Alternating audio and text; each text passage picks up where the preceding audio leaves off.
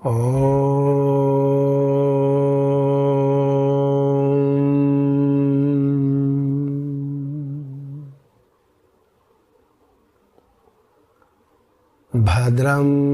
कर्णेभिः शृणुयाम देवा भद्रं पश्येमाक्षभिर्यजत्राः स्थिरैरङ्गैस्तुष्टुवग्गुं सस्तनुभिः व्यशेमहि देवहितं यदायुः।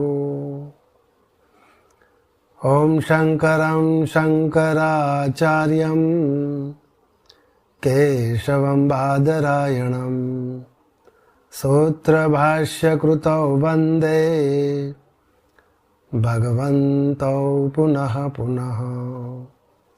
ईश्वरो गुरुरात्मेति मूर्तिभेदविभागिने व्योमवद्व्याप्तदेहाय दक्षिणामूर्तये नमः। विश्वं दर्पणदृश्यमाननगरी तुल्यं निजान्तर्गतं पश्यन्नात्मनि मायया बहिरिवोत् भूतं यथा निद्रया। यस्साक्षात् कुरुते प्रबोधसमये स्वात्मानमेवाद्वयं तस्मै श्रीगुरुमूर्तये नमः इदं श्रीदक्षिणामूर्तये। तस्मै श्रीगुरुमूर्तये नमः इदं श्रीदक्षिणामूर्तये। ॐ शान्तिः शान्तिः शान्तिः।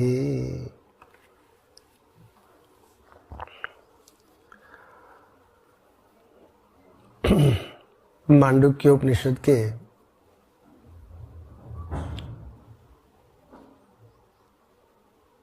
चार प्रकरणों वाला गौड़पादीय कारिका के स्वरूप में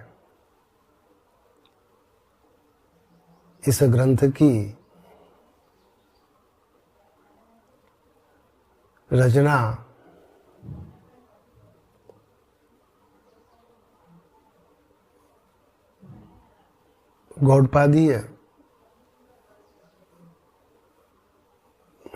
गौड़पाद आचार्य जी के द्वारा की गई है। यह मांडुक्य उपनिषद के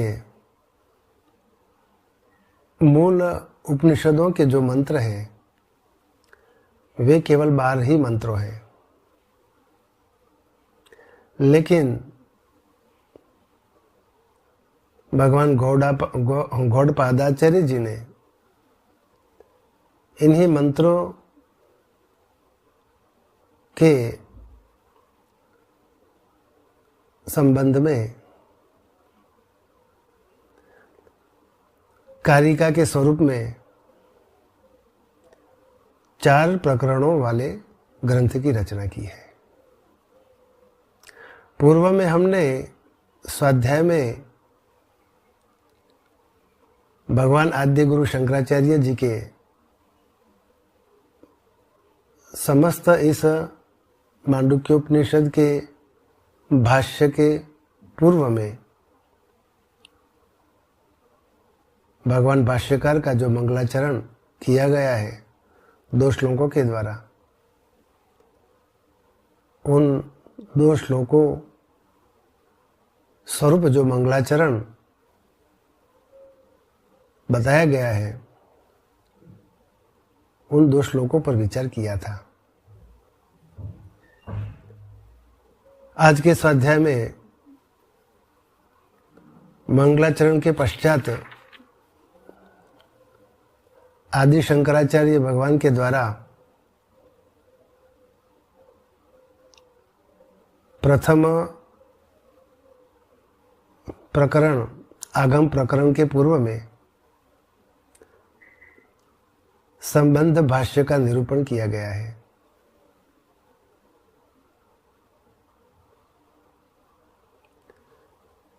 और तत्पश्चात ये 4 प्रकरणों वाला जो ग्रंथ कारिका के स्वरूप में रचा गया है, उस पर आद्य गुरु भगवान शंकराचार्य जी ने भाष्य किया है। आज के स्वाध्याय में हम ये संबंध भाष्य इस पर विचार करने जा रहे हैं।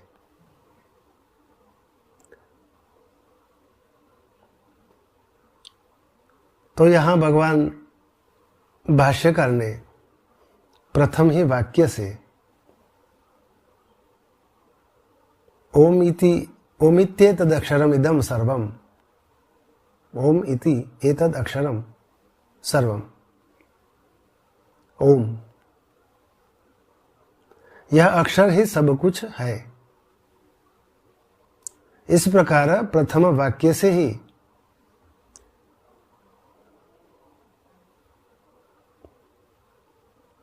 इस वाक्य के द्वारा 4 प्रकरणों वाला ग्रंथ का आरंभ किया है। ओम इत्येतद् अक्षरम इदं सर्वं तस्योपव्याख्यानम वेदांतार्थ सार संग्रह प्रकरण चतुष्टय ओम इति एतद् अक्षरम इत्याद्यारभ्यते। तस्य उपव्याख्यानम दूसरे वाक्य से भगवान ने अपने संबंध भाष्य में बताया है। तस्य उपव्याख्यानम वेदांत अर्थ सार संग्रह प्रकरण, वेदांत के अर्थ का सार संग्रह भूत प्रकरण, वेदांतार्थ सार संग्रह भूतम इदम प्रकरण चतुष्टय। ये 4 प्रकरणों वाला जो ग्रंथ है,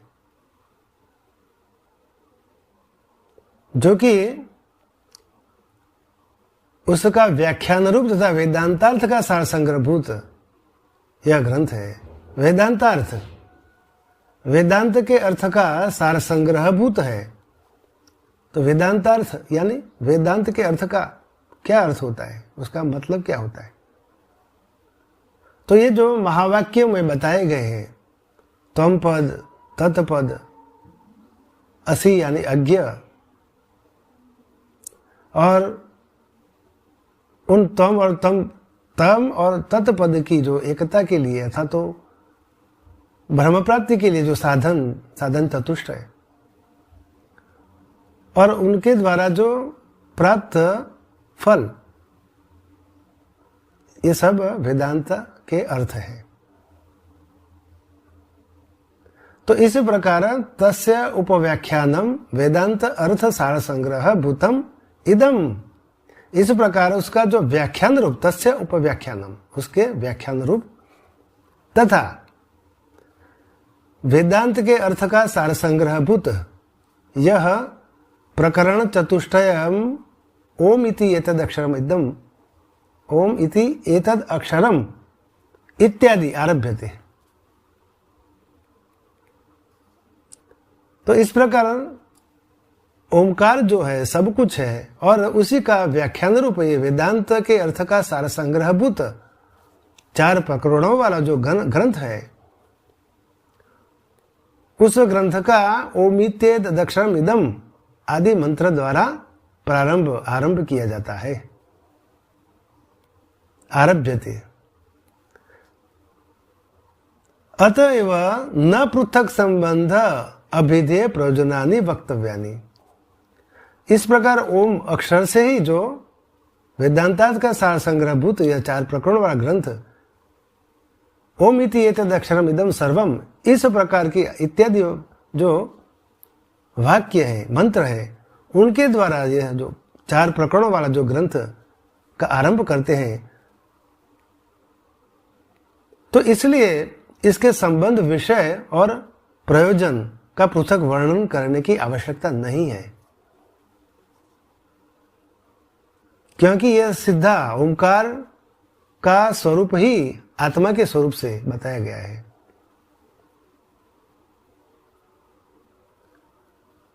अतएव न पृथक संबंध अभिधेय प्रयोजनानि वक्तव्यानि।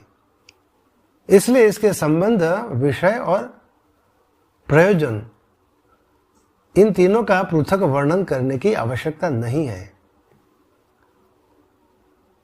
न पृथक वक्तव्यानि, यानी पृथक वर्णन करने की आवश्यकता नहीं है इन तीनों की, क्योंकि किसी भी ग्रंथ का अनुबंध चतुष्टय बताया गया है। अनुबंध चतुष्टय यानी अधिकारित्व, किसका अधिकार है? ग्रंथ का अध्ययन के लिए कौन अधिकारी है, अधिकारित्व बताया। ये अनुबंध चतुष्टय का प्रथम है, अधिकारित्व। तत्पश्चात विषय, संबंध और प्रयोजन। अधिकारित्व किसका है? किस विषय पर बताया गया यह ग्रंथ है और किस प्रकार का संबंध है, किसी से किसी का संबंध है, इस प्रकार।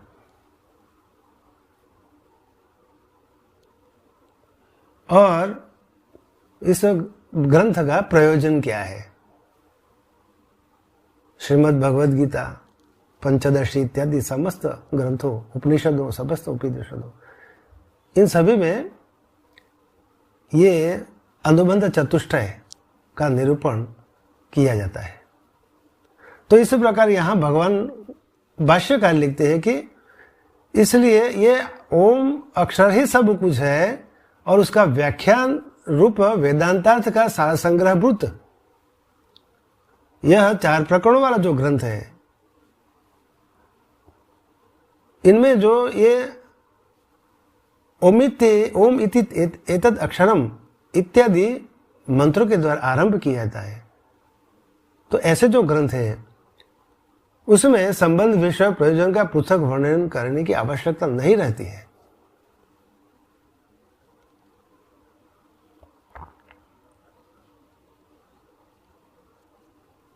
और वेदांत शास्त्र में यान्यवतु वेदांते संबंध अभिधेय प्रयोजनानि तान्यव्यः भवितुमर्हति।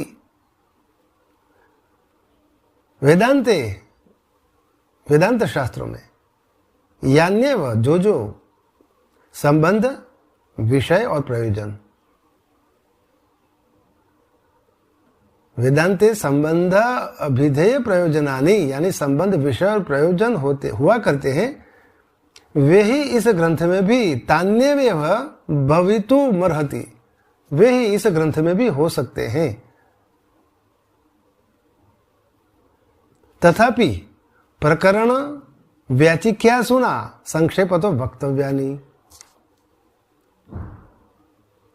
तो भी व्याख्याकार ऐसा मानते हैं कि प्रकरण व्याचिख्यासुना संक्षेपतो वक्तव्यानि, जिन्हें किसी प्रकरण ग्रंथ की व्याख्या करने की इच्छा हो उन्हें संक्षेप से उसका वर्णन कर ही देना चाहिए। इसी प्रकार भगवान भाष्यकार बताते हैं। तत्र प्रयोजनवत् साधन अभिव्यंजकत्वेन अभिधेय संबद्धम शास्त्रम पारंपर्येण विशिष्ट संबंध अभिधेय प्रयोजनवत् भवति। तत्र यानी तहाँ प्रयोजनवत् साधन यानी प्रयोजन सिद्धि के अनुकूल साधन अभिव्यंजकत्वेन अभिव्यक्त करने के कारण, प्रयोजन सिद्धि के अनुकूल साधनों को अभिव्यक्त करने के कारण अभिधेय संबद्धम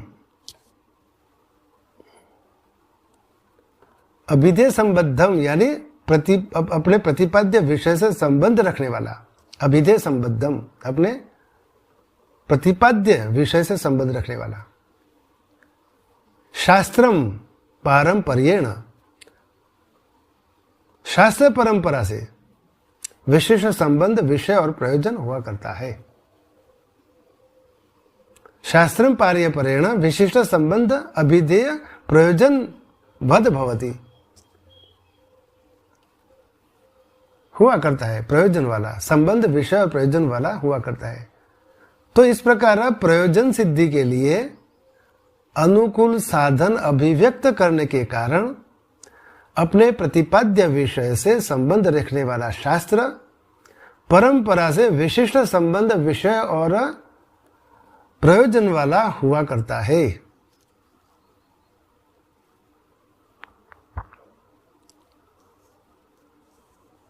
तो इस प्रकार प्रतिपाद्य विषय से संबंध रखने वाला शास्त्र परंपरा से विशिष्ट संबंध, विषय और प्रयोजन वाला हुआ करता है। इस प्रकार परंपरा से ऐसा इसका प्रतिपाद्य विषय से संबंध रखने वाला शास्त्र परंपरा से विशिष्ट संबंध, विषय और प्रयोजन वाला हुआ करता है।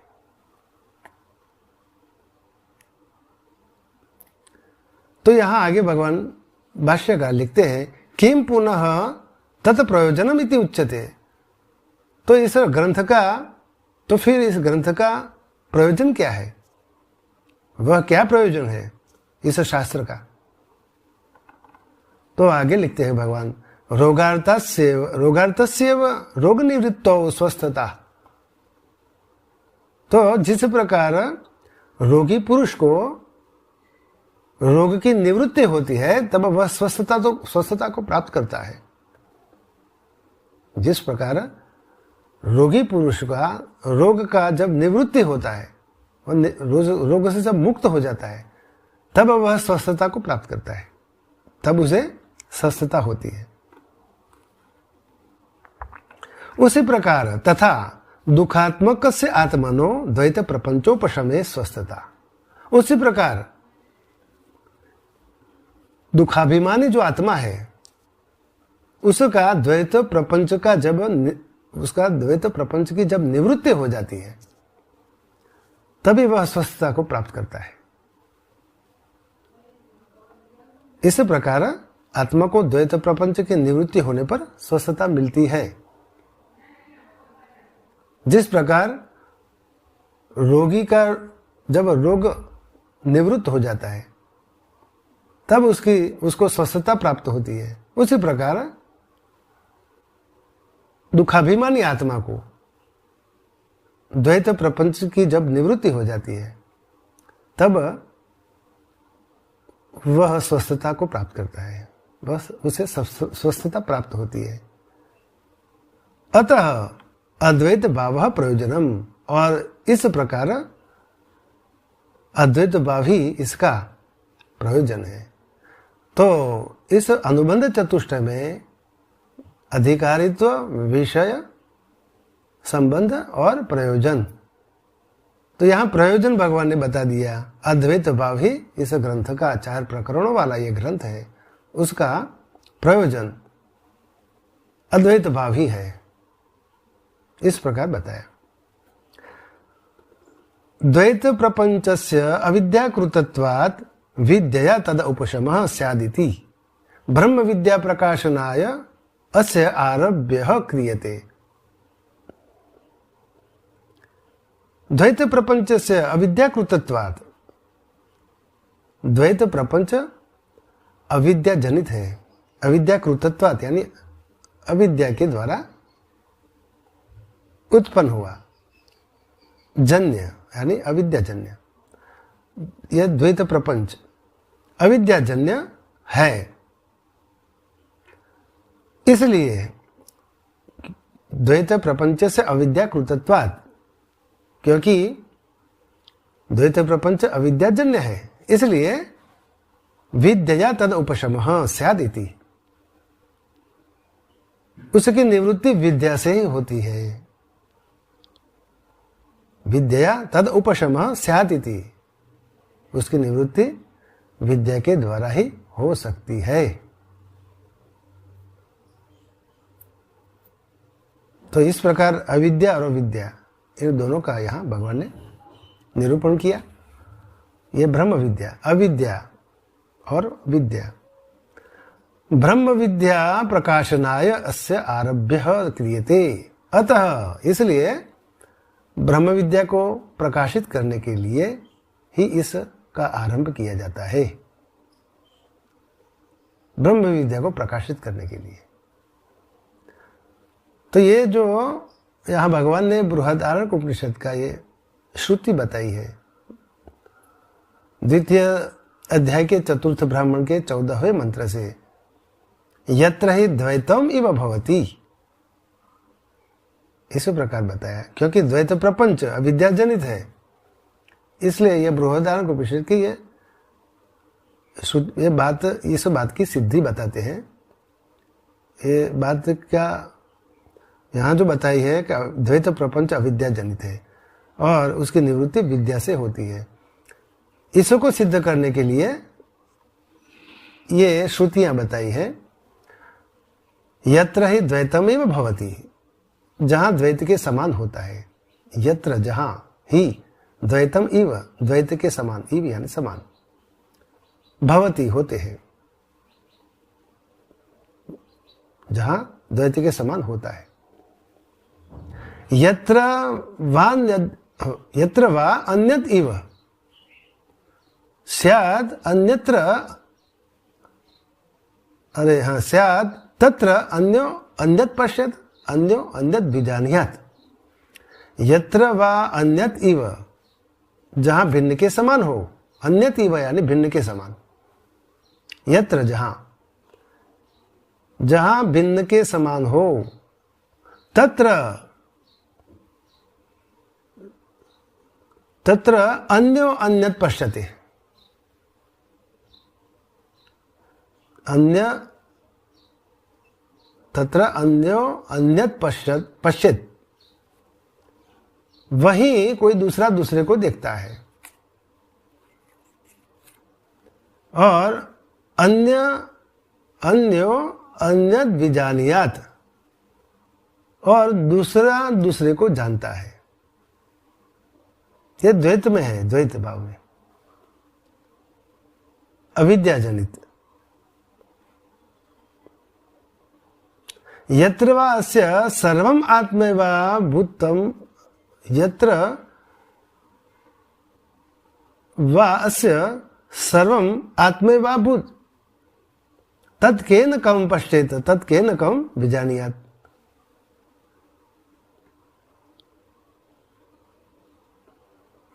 जहां इसके लिए सब कुछ आत्मा ही हो गया है। यत्र वा अस्य सर्वम आत्म एव भूत, आत्मव्याभूत, जहां इसके लिए सब कुछ आत्मा ही हो गया है। तत्केन कम पश्चित, वह किसके द्वारा किसे देखता है, देखे, किसके द्वारा किसे देखे और किसके द्वारा किसे जाने। तेन कम विजानीयात्,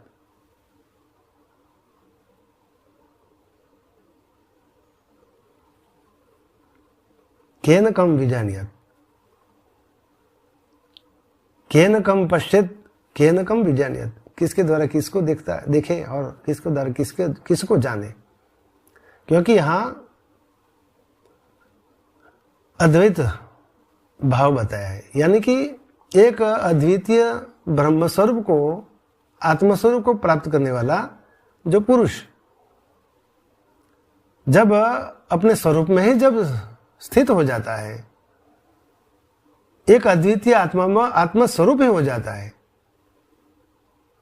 उसके लिए अन्यथा कुछ है ही नहीं, उसके लिए द्वैत भाव है ही नहीं, दूसरा कुछ है ही नहीं।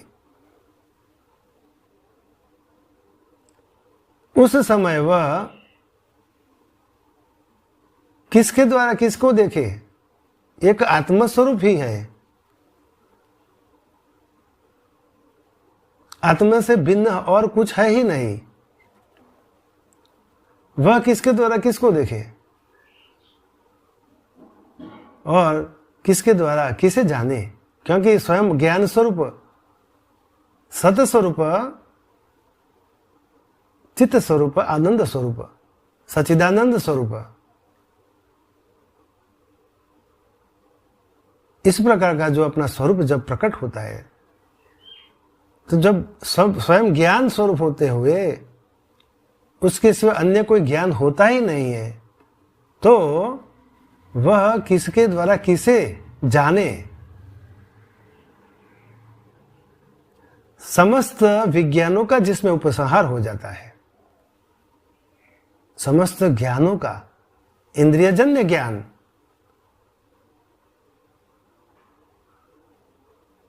बुद्धिजन्य ज्ञान, बुद्धि के द्वारा भिन्न भिन्न ज्ञानेंद्रियों से बुद्धि से योग करता हुआ वह स्वयं बाहर के विषयों का जो ज्ञान प्राप्त करता है, जिसे द्वैत भाव से प्राप्त किया हुआ विज्ञान कहते हैं, वह विज्ञानात्मक जब इस बुद्धि और मन का भी जब उसका त्याग हो जाता है, मन की वृत्तियां, चित्त की वृत्तियां भी जब उस ध्येय स्वरूप हो जाती है, चित्त भी ध्येयाकार हो जाता है और एक अद्वितीय ब्रह्म ही स्वयं को प्रकाशित करता है, वह ज्ञान स्वरूप ब्रह्म होता हुआ वह पुरुष के लिए कहा गया है कि इस प्रकार जहां जिसके लिए सब कुछ आत्मा ही हो गया है, वहां वह किसके द्वारा देखे और किसके द्वारा जाने, किसके द्वारा जाने, उस किसे जाने, किसके द्वारा किसे जाने, ऐसा है।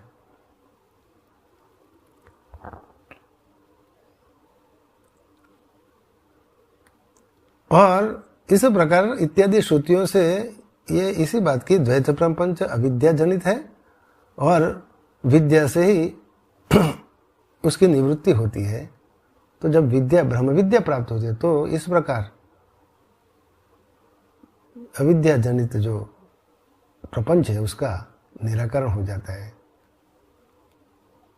ये प्रपंच अविद्या, प्रपंच स्वरूप अविद्या है, उसकी निवृत्ति हो जाती है। आगे भगवान लिखते हैं, तत्र तावद ओंकार निर्णयाय प्रथमम प्रकरणम आगम प्रदानम आत्मतत्व प्रतिपत्ति उपाय भूतम। तो इस प्रकार ये जो अब यहाँ भगवान भाष्यकार ये 4 प्रकरणों वाला जो ग्रंथ बताते हैं, उनमें से पहला प्रकरण ओंकार के स्वरूप का निर्णय करने के लिए है। तत्र तावद ओंकार निर्णयाय, ओंकार के स्वरूप का निर्णय करने के लिए प्रथम प्रकरण, ओंकार के स्वरूप का निर्णय करने के लिए प्रथम प्रकरण आगम प्रकरण, आगम प्रधानम आत्मतत्व प्रतिपत्ति उपाय भूतम। यह जो आगम प्रकरण जो है वह श्रुति प्रधान और आत्मतत्व की प्राप्ति का उपायभूत है। प्रथमम प्रकरणम ओंकार निर्णय, ओंकार का निर्णय करने के लिए प्रथम प्रकरण बताया गया है। और वह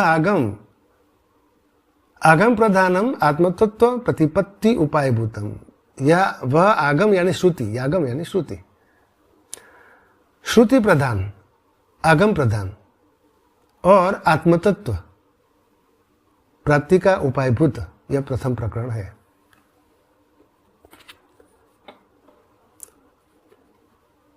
यस्य द्वैत प्रपंच उपशम, यस्य द्वैत प्रपंच उपशमे अद्वैत प्रतिपत्ति रज्ज्वाम इव सर्पादि विकल्पोपशमे रज्जुतत्व प्रतिपत्ति ही तस्य द्वैतस्य हेतु तो वैतथ्य प्रतिपादनाय द्वितीय प्रकरण। तो यह द्वितीय प्रकरण क्या है? वैतथ्य प्रकरण। किस प्रकार का? मिथ्या, वैतथ्य मिथ्या। तो यहां भगवान ने बताया है कि रज्जु में सर्पादि की विकल्प की निवृत्ति होने पर जिस प्रकार रज्जु के स्वरूप का ज्ञान हो जाता है, उसी प्रकार जिस द्वैत प्रपंच की निवृत्ति होने पर अद्वैत तत्व का बोध हो जाता है, उसे द्वैत का युक्तिपूर्वक मिथ्यात्व प्रतिपादन करने के लिए यह वैतथ्य नामक द्वितीय प्रकरण है, अर्थात तो द्वितीय प्रकरण।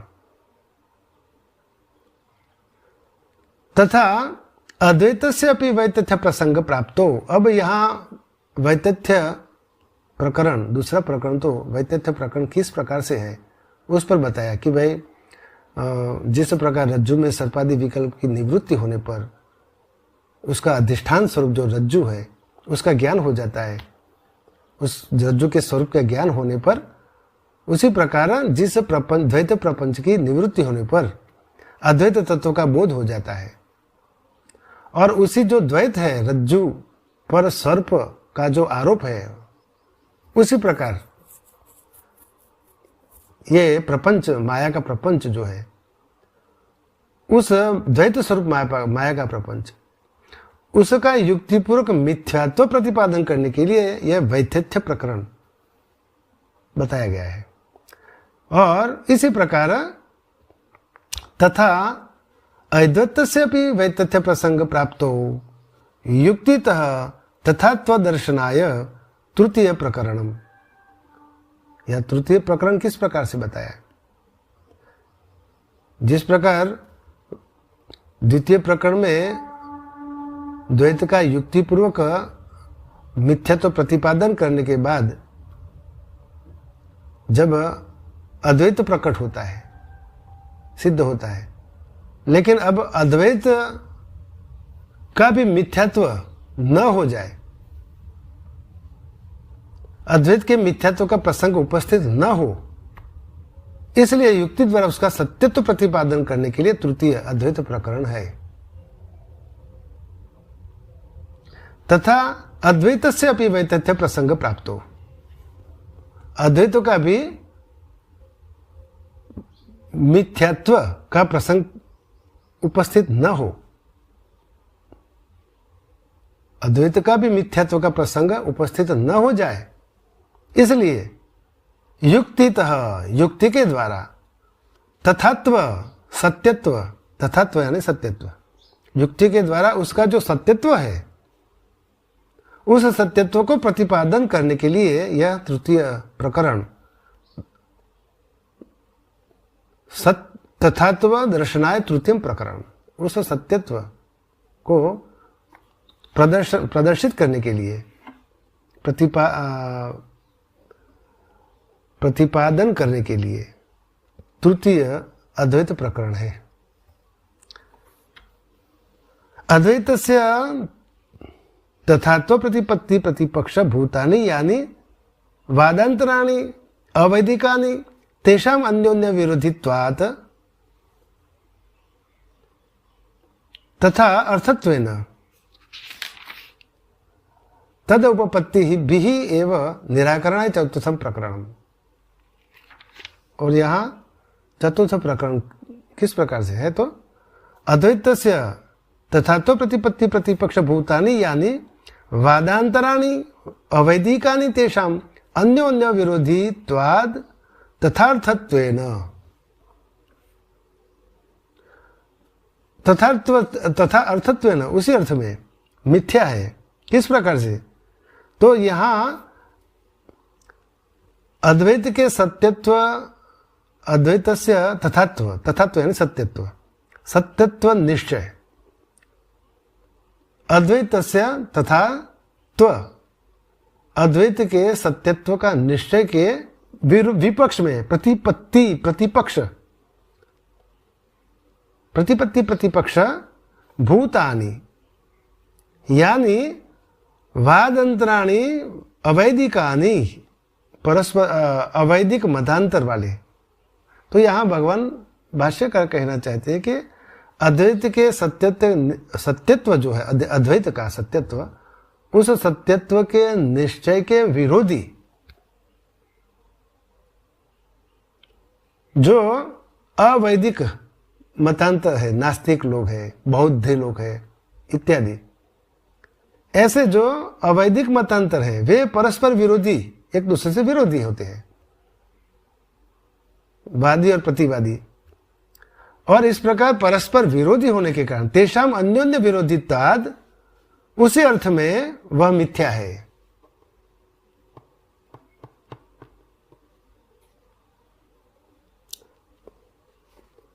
अद्वैत के सत्य के निश्चय के विपक्षी मिथ्या है। अद्वैत्व का जो सत्यत्व है उसके निश्चय के जो विपक्षी है, अद्वैत की सत्यता का निश्चय होता है लेकिन उसके विरोधी जो होते हैं, विपक्षी, जो अद्वैत को नहीं मानते, और इस प्रकार के अन्य जो अवैदिक मतांतर हैं वे भिन्न भिन्न, कोई शून्यवादी बौद्धि है, बौद्धवादी, और कोई नास्तिक है, कोई अवैदिक है जो वेदों को मानता नहीं है, ऐसे मतांतर वे एक दूसरे से विरोधी होते हैं। और इस प्रकार एक दूसरे से विरोधी होने के कारण तथार्थत्व न, उसी अर्थ में ही वे मिथ्या है। एक दूसरे से विरोध करते हुए वे मिथ्या प्रलाप करते हैं, मिथ्या वाद विवाद करते हैं, इसलिए वे मिथ्या है। तेषाम अन्योन्य विरोधित्वाद तथा अर्थत्वेन, और इस प्रकार जो मिथ्या है, अतः तद उपपत्ति भी एवं निराकरणाय चतुर्थम प्रकरण, अतः उन्हीं की युक्तियों के उनका खंडन करने के लिए तद उपपत्ति भी एवं निराकरणाय, उनके द्वारा ही जो भिन्न भिन्न युक्तियों से, उनका जो भिन्न भिन्न युक्तियों तर्क के द्वारा एक दूसरे से वाद विवाद, एक दूसरे से विरोध करते हैं, तो उनकी युक्तियों से ही उनका खंडन करने के लिए चतुर्थ अलात शांति प्रकरण, तद उपपत्ति भी एवं निराकरणाय चतुर्थम प्रकरणम अलात शांति प्रकरण। इस प्रकार ये 4 प्रकरण वाला यह जो कारिका है, गौड़पादीय कारिका। आगे भगवान भाष्यकार लिखते हैं, कथम पुनः ओंकार निर्णय आत्म तत्व प्रतिपत्ति उपायवत्वम प्रतिपाद्यत इति उच्यते। तो ये पुनः फिर ओंकार निर्णय आत्मतत्व प्रतिपत्ति उपायत्वम प्रतिपाद्य, आत्मतत्व की प्राप्ति का उपायभूत यह ओंकार का निर्णय किस प्रकार से होता है, ओंकार का निर्णय किस प्रकार आत्म तत्व की प्राप्ति का उपाय होता है। केवल ओम बोलने से आत्मा प्राप्त हो सकता है, ओम लिखने से आत्मा प्राप्त हो सकता है। तो ये इस प्रकार ओंकार का निर्णय किस प्रकार आत्म तत्व की प्राप्ति का उपाय होता है, इस पर भगवान भाष्यकार ने कठोपनिषद, प्रश्नोपनिषद, तैत्तिरीयोपनिषद, छांदोग्योपनिषद इत्यादि उपनिषदों के श्रुति वचनों से, श्रुति वाक्यों के द्वारा इसका प्रमाण बताया है कि ऐसा हो सकता है, ओंकार का निर्णय आत्म तत्व की प्राप्ति का उपाय होता ही है। किस प्रकार से? तो यहाँ कठोपनिषद के प्रथम अध्याय के द्वितीय वल्ली के 15वें मंत्र से बताया है, ओमिति एतत्, ओम ही यही वह पद है, ओमिति एतत्, ओम ही वही पद है। इस प्रकार श्रुति वचन है।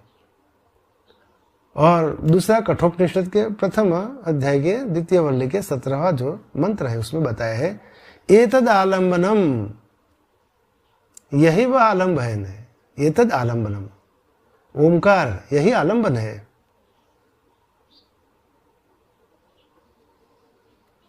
एतद वे सत्य काम, प्रश्नोपनिषद में भी सत्य काम को कहते हैं गुरुदेव। एतद वे सत्य काम, हे सत्य काम, जो ओमकार है वही पर और अपर है, वो एतद वही है। हे सत्य काम, यह वही है पर और अपर ब्रह्म। ये ओमकार ही पर और अपर ब्रह्म है। एतद वे सत्य काम। आगे मैत्री उपनिषद में लिखते हैं, ओम इत्यात्मानम युंजित।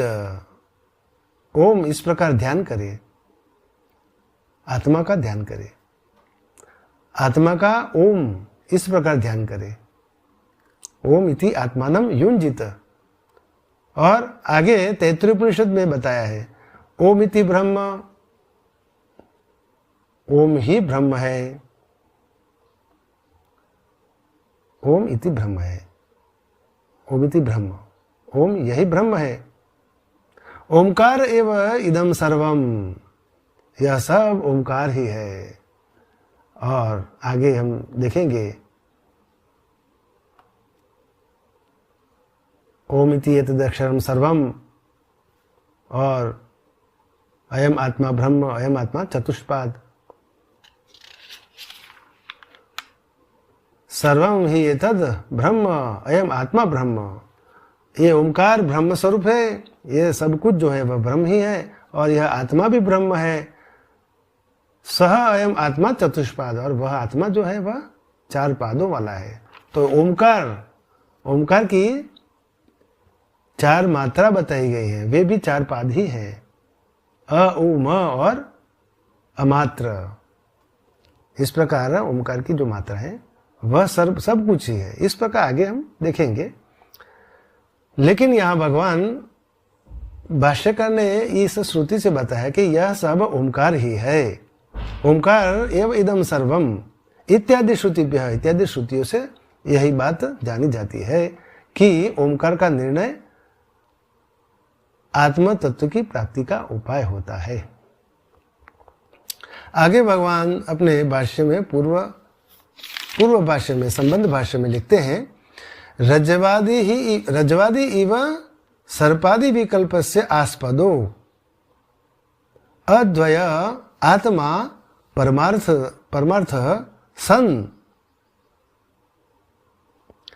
प्राणादि विकल्पस्य आस्पदो यथा तथा सर्वोपि भाग प्रपंच प्राणाध्यात्मक विकल्प विषय ओमकार एव। यहां भगवान सर्पादि जो विकल्प होते हैं उन विकल्पों के अधिष्ठानभूत रज्जु आदि के समान, रज्जवादिव सर्पादि विकल्पस्य आस्पदो, आस्पद यानी अधिष्ठान, आश्रय। जिस प्रकार सर्पादि विकल्प जो हुए, आरोपित सर्प जिस प्रकार जिस अधिष्ठान में, जिसके अधिष्ठान में यानी रज्जु के अधिष्ठान में, मंद अंधकार में जिस प्रकार, मंद प्रकाश में जिस प्रकार उस रज्जु पर सर्प का आरोप हो जाता है, यह सर्प का विकल्प हो गया, यह तो सर्प है यह। तो इस प्रकार रज्जु आदि इव, रज्जु आदि व सर्पादि विकल्प से आस्पदो अद्वय आत्मा परमार्थ सन। तो रज्जु आदि के समान, तो सर्पादि विकल्प की अधिष्ठानभूत जो रज्जु है, उस रज्जु आदि के समान जिस प्रकार अद्वितीय आत्मा, अद्वय आत्मा परमार्थ सन, अद्वितीय आत्मा परमार्थ सत्य होने पर भी प्राणादि विकल्प से आस्पदो, प्राणादि विकल्प का आश्रय है। तो यहां भगवान इसका उपमा बताते हैं कि जिस प्रकार रज्जु आदि सर्पादि विकल्प का अधिष्ठान जिस प्रकार रज्जु आदि होते हैं,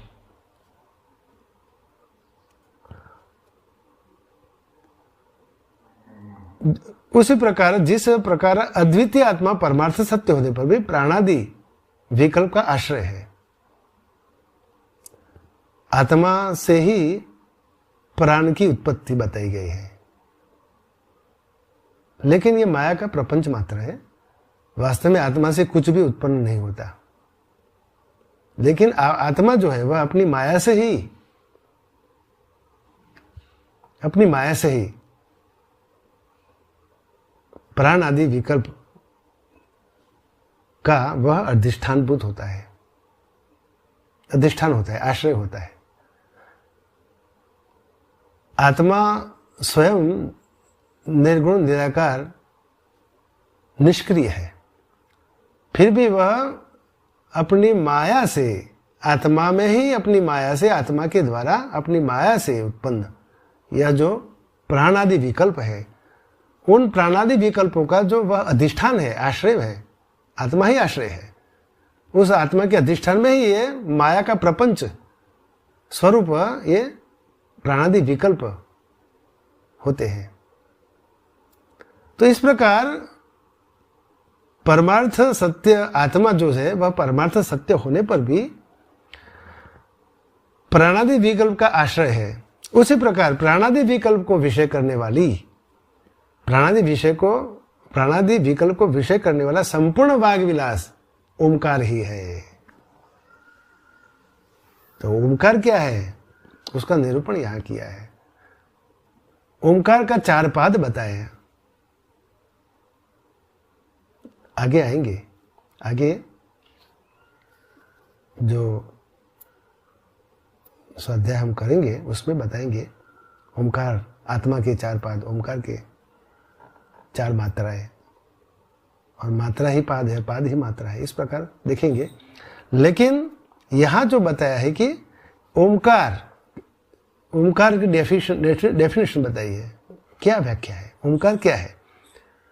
तो यहां बताया कि सर्पादि विकल्प की अधिष्ठानभूत रज्जु आदि के समान जिस प्रकार अद्वितीय आत्मा परमार्थ सत्य होने पर भी प्राणादि विकल्प के आश्रय है, उसी प्रकार प्राणादि विकल्प को विषय करने वाला, प्राणादि विकल्प जो है उनको विषय करने वाला संपूर्ण वाग विलास ओमकार ही है।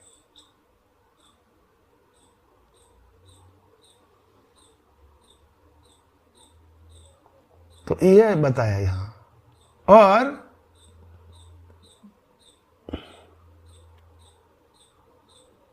ओमकार एव सच आत्मा स्वरूपम एव, ओमकार आत्मा का प्रतिपादन करने वाला होने से उसका स्वरूप ही है।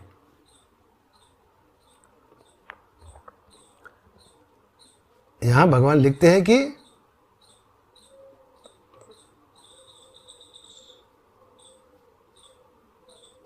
सच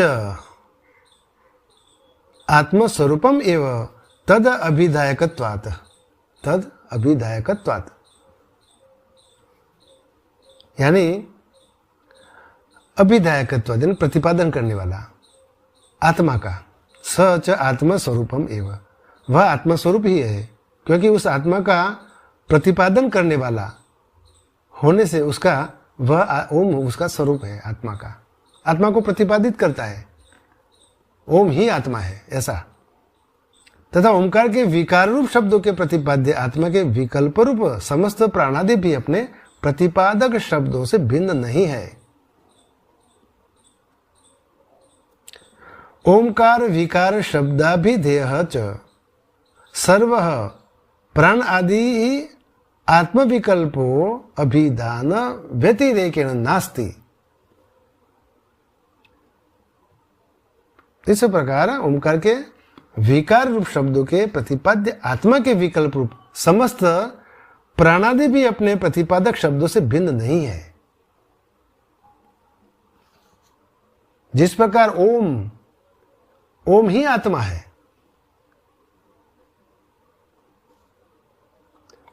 ओमकार के विकार रूप शब्दों के प्रतिपाद्य आत्मा के विकल्प रूप समस्त प्राणादि भी अपने प्रतिपादक शब्दों से भिन्न नहीं है। जिस प्रकार ओमकार का विकार रूप शब्द जो प्रतिपाद्य, जिस प्रकार ओमकार को समस्त यहां बताया कि संपूर्ण प्राणादि विकल्प को विषय करने वाला संपूर्ण वाक विलास ओमकार ही है। तो यह वाक विलास क्या है? ये ही आरोपित प्राणादि विकल्प है।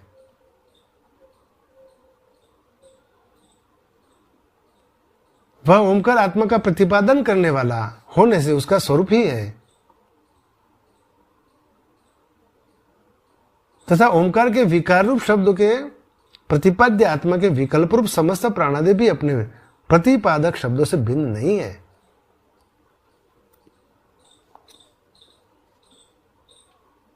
तो ओमकार, ओम जो शब्द, उसके विकार रूप जो शब्दों होते हैं, उन शब्दों के प्रतिपाद्य आत्मा के विकल्प रूप समस्त प्राणादि, ओम स्वरूप आत्मा है। आत्मा का मूल स्वरूप ओमकार ही है और ओम ही आत्मा है। तो यहां भगवान ओमकार के विकार शब्द, विकार, जब ओमकार का विकार होता है अ उम, इस औम में से भिन्न भिन्न विकारित जो शब्द उत्पन्न होते हैं, प्रतिपाद्य शब्द, वह आत्मा के विकल्प रूप समस्त प्राण आदि भी अपने प्रतिपादक शब्दों से भिन्न नहीं है। वह जो शब्द है वही वह है। प्राण तो प्राण स्वरूप ही है, ओम आत्मा ही है। जैसा कि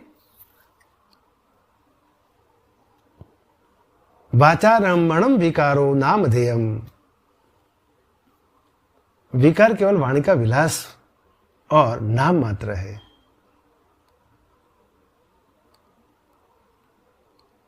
वास्तव में यह ब्रह्म का ही स्वरूप है। विकार केवल वाणी का विलास और नाम मात्र है। छांदोग्योपनिषद का यह मंत्र है।